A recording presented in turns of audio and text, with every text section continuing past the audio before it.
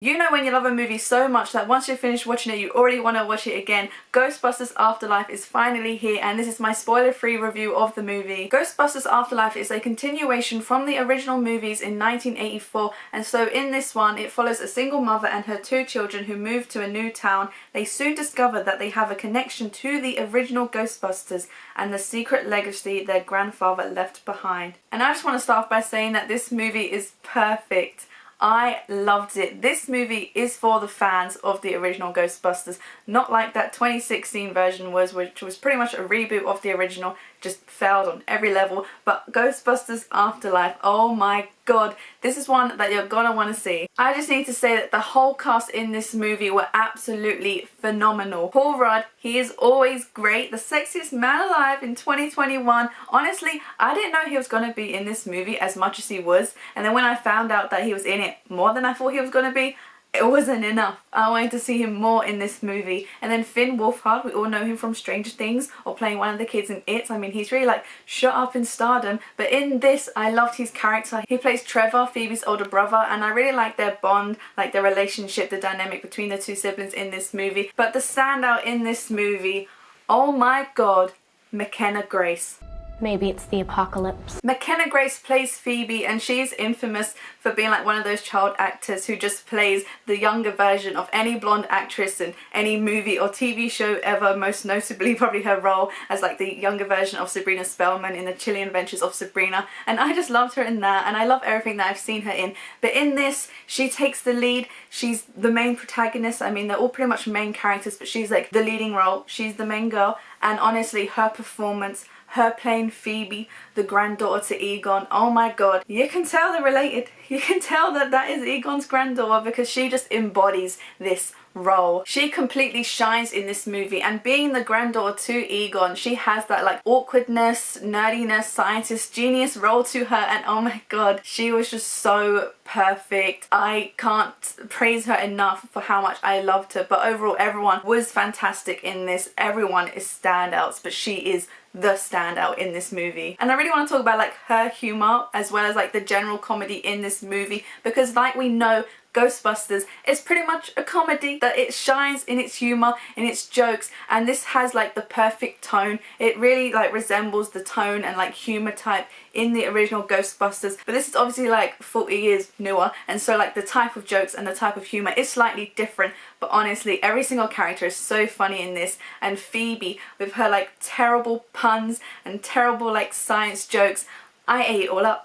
I absolutely loved it. I was laughing throughout this whole movie. This movie was just so funny, and it really does like capture the tone and the essence of the original Ghostbusters, why we love those Ghostbusters movies so much. And now we have one for kind of like a new generation, because the Ghostbusters movies, they span 40 years. The franchise is across 40 years, and we've waited for like a perfect sequel to come, and we finally have it in 2021. And I actually went to see Ghostbusters Afterlife with my younger sister and my older brother, and so we are kind of like three different types of generations. And so you had one person, my brother, who has seen like the Ghostbusters movies. He hasn't seen the 2016 version, and so he is like a fan.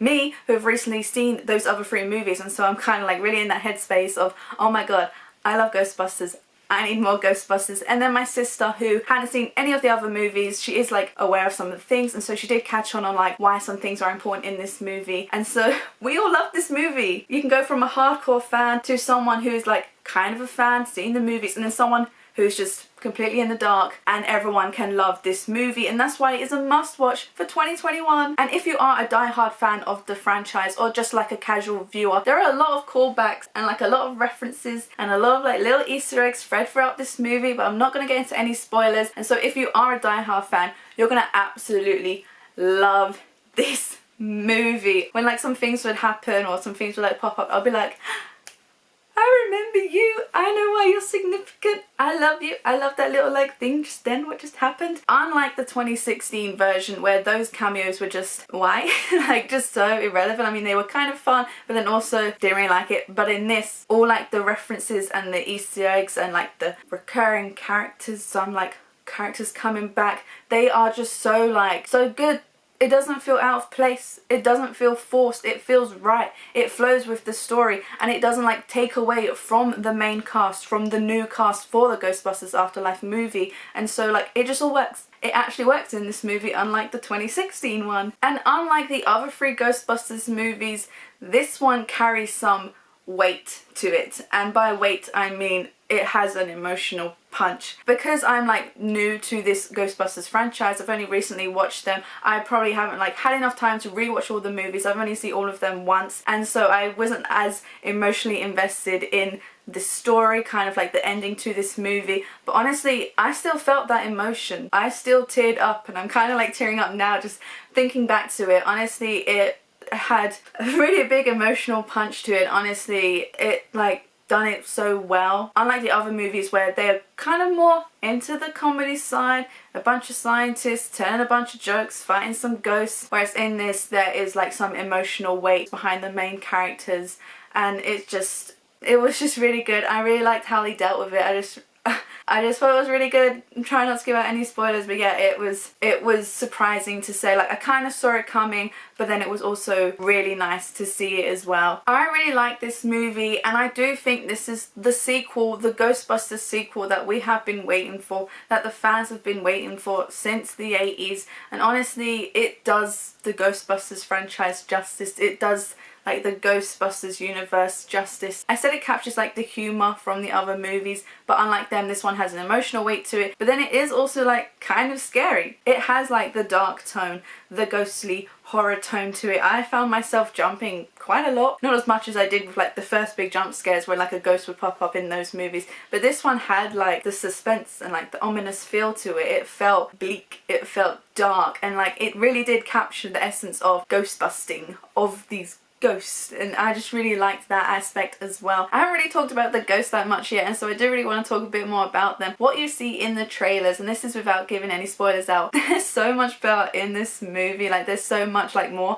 going on with them, and I just really like all of them. Really like the callbacks to like the original Ghostbusters movies, and honestly there are like some new ghosts in this, like what you see, and just they're really good. They're really funny. The CGI of them is also really good, obviously better than the originals, but just really good in this in general in like modern cinema. And yeah, I just really liked the ghosts in this, and just it was really good. And like the climatic ending with them is also really good as well. Like it is a really like heartfelt, touching moment with like the characters, and just I'm trying to give it how much I really like this, how much like heartwarming and emotional and wholesome this movie is compared to the other ones. It's delivering on all of the comedy, but it is giving some extra weight to it. Yeah, this movie is just really good. There was 2 post-credit scenes. There was one mid-credits and then one post-credits, and you're gonna want to stick around for both of them. I'm not getting into any spoilers with either of them, but they were really nice to see. Really like loving the fan references, really liked it. But yeah, you just really want to stick around for those post-credits, and you really want to watch this movie. I highly rate it. I highly love it. The perfect sequel, a standout cast. It captured the humour from Ghostbusters. It captured just the ghostliness, the ghost of it, and honestly the storyline is perfect. And I also really like the ending to this movie as well. A movie isn't made where it's just a standalone. Like there's gonna be a sequel if it does well, and so this movie does like set it up for a sequel. I mean like most movies do,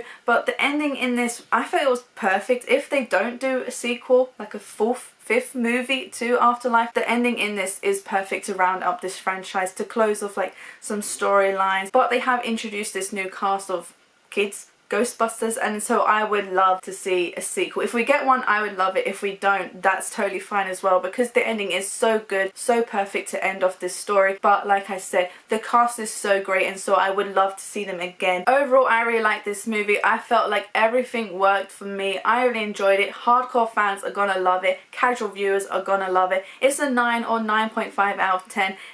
Is it my favourite one out of the year? I don't know, because I have literally just seen it, so it's really fresh in my mind, but I just really liked it, so it's definitely top 10. But that is it for my review of Ghostbusters Afterlife. Definitely check it out in cinema, and if you want a spoiler-filled review, let me know in the comments. Comment down below what you thought about this movie, and I will have a video where I rank all Ghostbusters movies coming out tomorrow. I have also made first-time watching reaction videos to all 3 Ghostbusters movies, and so definitely check them out. Thanks for watching this video. If you liked it, please leave it a like and subscribe for more. Subscribe for that ranking of the Ghostbusters movies. But thanks for watching. Bye.